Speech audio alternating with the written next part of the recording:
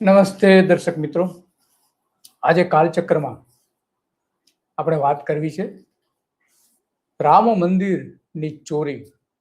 ડકૈતી શબ્દ વાપરવામાં આવે છે, ડાકુગીરી કરવામાં આવી છે, એવા શબ્દો વાપરવામાં આવે છે. કરોડો રૂપિયામાંથી લઈ જવામાં, સોના ચાંદીના જે લોકોએ ભેટ આપેલી એનો કોઈ હિસાબ મળતો નથી. તો થયું કેમ સવાલ એ આવે છે. એની પાછળ અનેક રાજકીય લોકોના નામ પણ હોવાનું માનવામાં આવે છે, કારણ કે જે કંઈ થયું તે એ યોગ્ય તો નથી જ. કારણ કે આપણે જાણીએ છીએ કે આની પાછળના અનેક તત્વો જવાબદાર છે. એમાં ખાસ કરીને જ્યારે રામ મંદિર બનવા માટેનો ચુકાદો આવવાનો હતો, એની પૂર્વ ભૂમિકા રૂપે પ્રવીણ તોગડિયાને ખસેડવામાં આવ્યા હતા.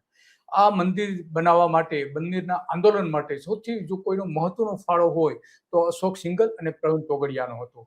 તો એમને હટાવી દયા અને એમને દૂર કરી દીધા પછી પણ અનેક સમસ્યાઓ એમની સામે ઊભી કરવામાં આવી. એમણે બીબીસી સાથેની એક મુલાકાતમાં પ્રવીણ તોગડિયા કહ્યું હતું, એ પણ સાંભળીએ આપણે. नहीं बनाया, इसलिए मैं एक ही वाक्य कहूंगा कि नरेंद्र भाई मोदी वादा खिलाफ के मुगले आजम है. મોગલે આઝમ, વાદાઓ માટેના મોગલે આઝમ નરેન્દ્ર મોદી સાથે એમણે સરખાયા હતા.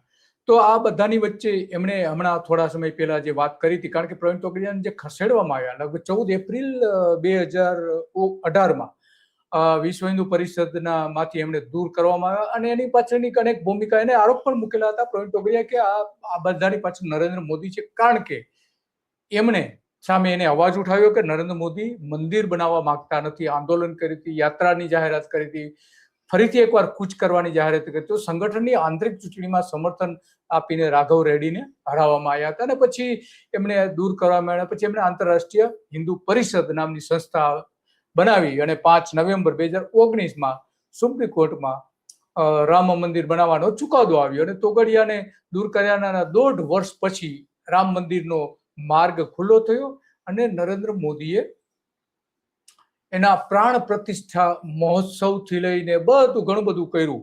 ખરેખર એ એક શંકરાચાર્ય ને કરવું જોઈએ, અને આપણે વડાપ્રધાન કર્યું, કારણ કે પ્રસિદ્ધિ લેવા માંગતા હતા, પોતે આ કરી બતાવ્યું છે એવું કહેવા માંગતા હતા. પણ એની પડદા પાછળ એનો જે પાયો હતો એ પાયો ખોદી નાખવામાં આવ્યો હતો, અને એટલા માટે પ્રવીણ તોગડિયા આજે પણ નારાજ છે, અને એ કહે છે કે આ જે ચોરો છે બધાને ફાંસીની સજા આપો. સાંભળીએ શું કહે આજે પ્રવીણ તોગડિયા.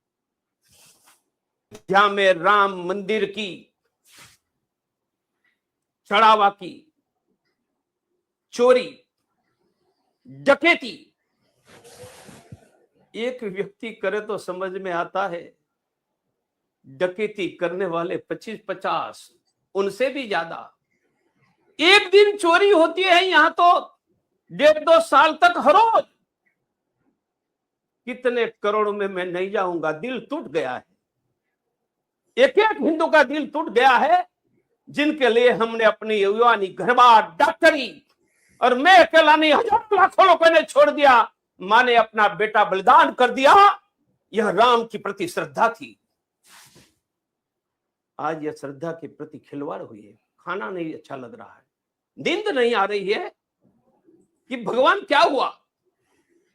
मैं एक ही प्रार्थना करता हूं, ये चढ़ावे की चोरी में जो जुड़े पा रहे हैं, सबको फास्ट ट्रैक कोर्ट में केस चलाकर मृत्यु दंड दिया जाए, मृत्यु दंड दिया जाए.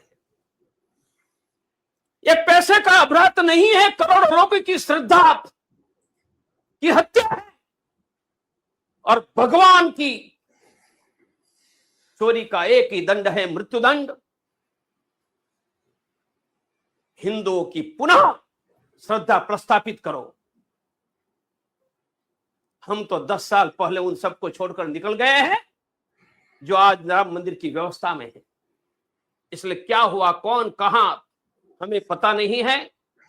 भगवान ही यह हिसाब लेंगे, पर पृथ्वी पर जो हिसाब लेने के लिए जिम्मेदार है वह फास्ट ट्रैक कोर्ट में केस चलाकर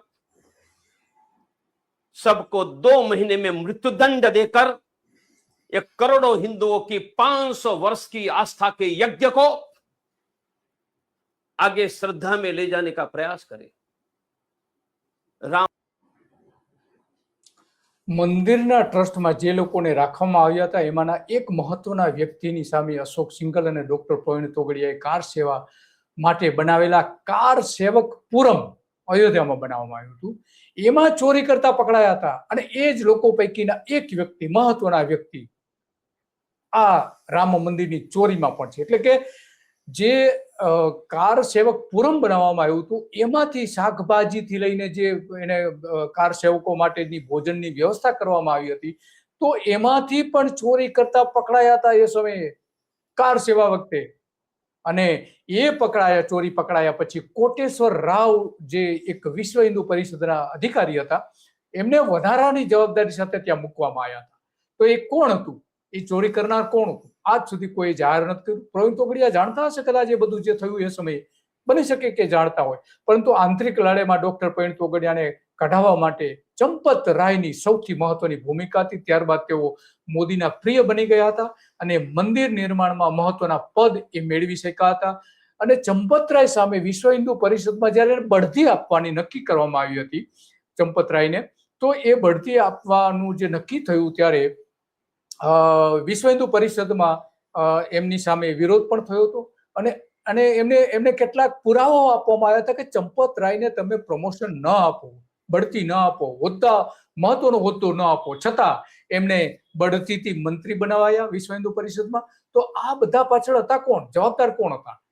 આ એક સૌથી મોટી મહત્વની વાત છે. ચંપતરાય શું કહી રહ્યા છે પણ સાંભળી. એમને એક પોતાના વિશ્વ હિન્દુ પરિષદના એક ઇન્ટરવ્યુમાં એમણે કહ્યા હતા અને એની જે યુટ્યુબ ચેનલ છે એના પર આ વિડીયો મૂકવામાં આવેલો છે, એ પણ સાંભળી.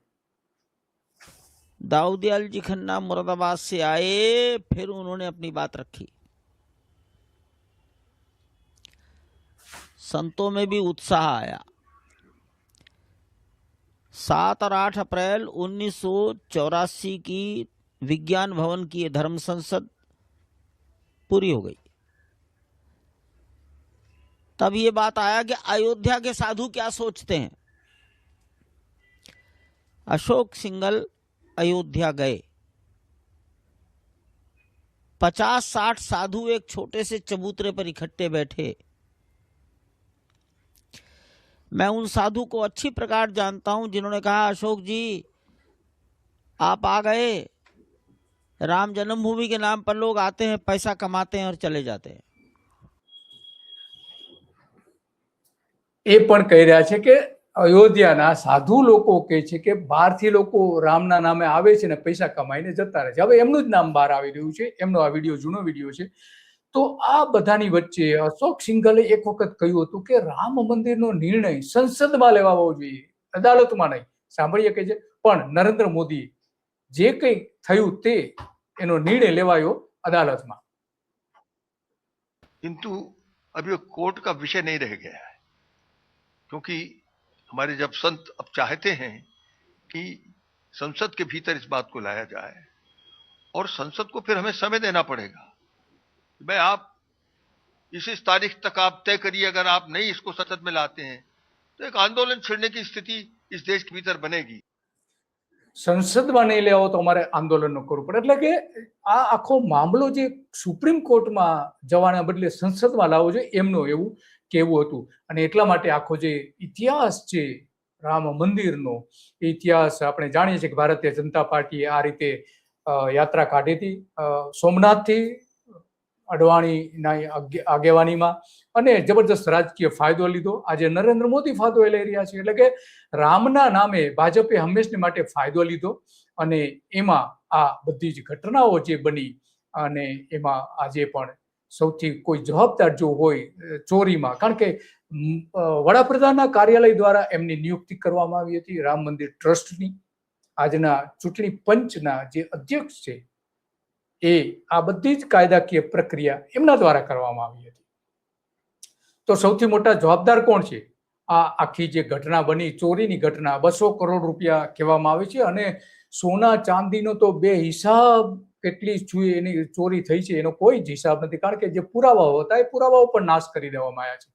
તો આખી આ ઘટના અત્યંત મહત્વની છે કે પ્રવીણ તોગડિયાને કેમ દૂર કરવામાં આવ્યા હતા એ સૌથી મોટું કારણ આજે ધીમે ધીમે લોકોને સમજાઈ રહ્યું છે કે મૂળ કારણ અયોધ્યામાં જે કંઈ રાજકીય રમત રમવામાં આવી હતી એમાં આ રામ મંદિર પણ હતું.